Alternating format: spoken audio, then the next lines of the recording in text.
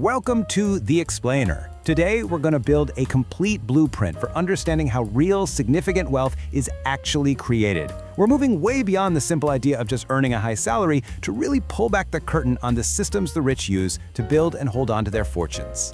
So let's just dive right in with the big question, right?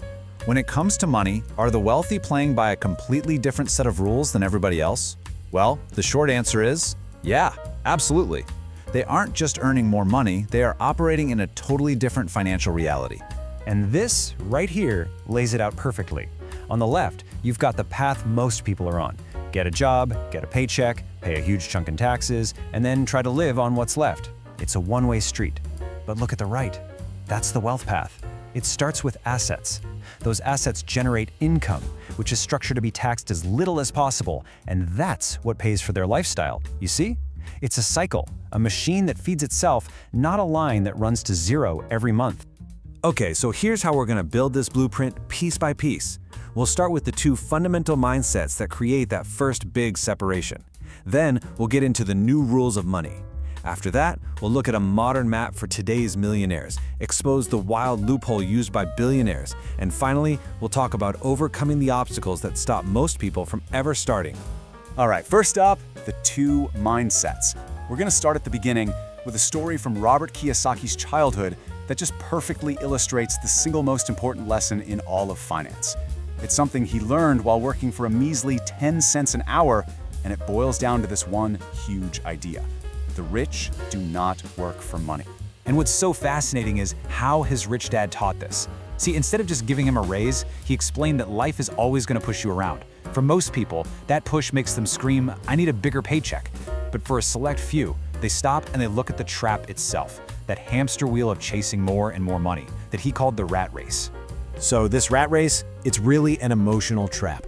It runs on two very powerful fuels, fear and greed. First, the fear of being broke, of not being able to pay your bills. That makes you work your tail off. Then, you get that paycheck, and bam, greed kicks in. You start dreaming about all the cool stuff you can buy, so you work even harder to get more. And just like that, your emotions have you by the throat, trapped working for money, instead of figuring out how to make money work for you. Okay, so now that we've got the mindset down, let's get into the actual rules of the game. And you know what? They're shockingly simple, but they're also profound. It all comes down to this. It's not how much money you make that builds wealth, it's what you own. Look, in the world of Rich Dad, the definition of an asset is just dead simple. There's no gray area. If something puts money in your pocket, it's an asset. End of story. We're talking about things like a rental property that gives you monthly cash flow, dividend-paying stocks, or a business that makes money even when you're sleeping. And on the flip side, you've got a liability. It's anything that yanks money out of your pocket, month after month. Now, this right here is where almost everyone gets it wrong. People buy things they think are assets, like their dream house or a fancy car, but with mortgages, insurance, taxes, repairs, these things are constantly draining your bank account. They're liabilities. And this chart? It shows you exactly how this plays out on paper. When you buy a real asset, your income statement shows more income. It feeds you. But when you buy a liability, your income statement shows more expenses. It bleeds you dry.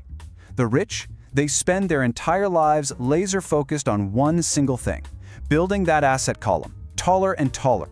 You know, there's this great story about Ray Kroc, the guy who built McDonald's into a global empire. He once asked a group of MBA students what business he was in. They all said, the hamburger business. And he said, nope, I'm in the real estate business. He understood that his profession was selling burgers, but his business was acquiring the incredibly valuable real estate under each restaurant. That's the whole secret. Minding your own business means building your asset column. All right, so we get it. We need to buy assets. But the big question is, where? What does that map even look like today? Let's take a look at the modern landscape and see who's actually making it work. So if you look at where millionaires are being minted today, a few key industries really pop. No surprise, tech and startups are on fire, creating a huge chunk of new millionaires. But you also have the old guards, the reliable wealth factories like finance, real estate, and healthcare. These have been consistently churning out millionaires for a long, long time. But here's the thing, no matter what industry you're in, if you're self-made, you have to pass 3, let's call them tests. And these aren't about working harder, They're about how your entire operation is designed from the ground up. First, you've got the scale test. And listen, this isn't just about getting bigger. If you have to double your costs just to double your sales, you're not scaling, you're just running faster on the treadmill. True scaling is when your output explodes, but your costs barely budge. Think about a fast fashion brand like Zara. The cost to make one more hoodie is maybe €2, but because of their incredible scale, they can sell it for 30. That's a scalable business. Next up is the leverage test, and this is your secret weapon for speed. It's how you get massive results without putting in all the effort yourself. Financial leverage, that's using other people's money. People leverage, that's using other people's time. Technology leverage is using code to serve millions at once. And media leverage is capturing other people's attention. Every millionaire is a master of at least one of these. And the last test, people call it luck, but it's not really about winning the lottery. It's about timing and positioning. It's about putting your surfboard in the water right before a giant wave comes. Just think about AI right now. Someone with the exact same coding skills is 10 times more valuable today than they were a decade ago, simply because the tide of AI is lifting all the boats in that harbor. That's the luck test. So, the folks who actually pass these tests, they usually fit into one of these 5 main profiles. You have the entrepreneur, who builds something new; the investor, who is a master of making money grow; the specialist, who has a skill so rare people pay a fortune for it; the operator, who takes a proven model and just crushes it; and the hybrid, who uses a high-paying job as a fire hose to fuel their asset column. As I'm saying these, which one sounds like you? Okay, buckle up, because we've now reached the very top of the pyramid. This is the big one.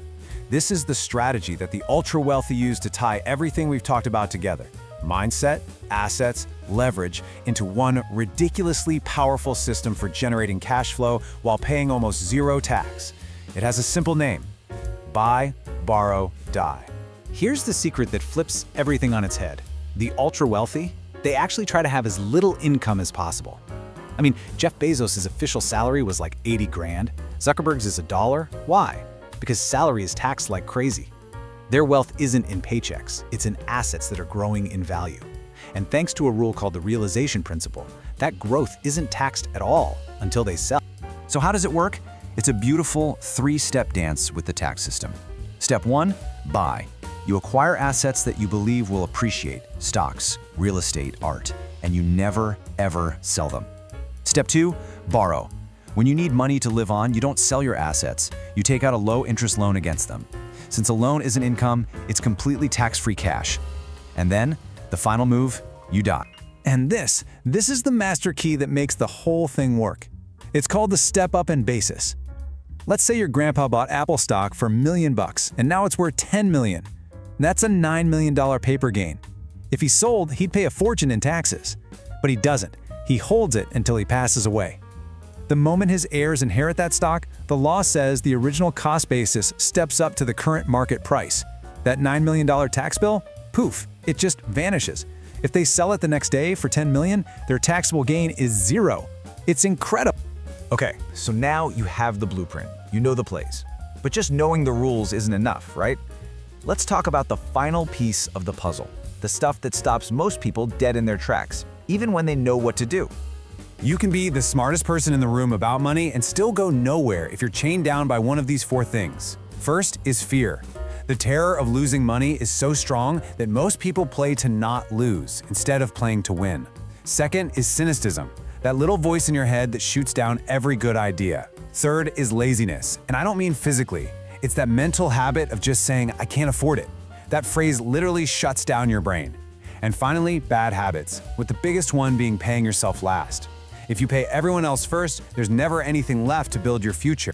So if you take one thing away from all of this, let it be this: our entire financial system, from the tax code to the banks, is designed from the ground up to reward owners, not earners. It rewards the people who build and control the assets. Which leads us to the final, and really the only question that matters. It's not, what will you do for a living? The question is, what are you going to own?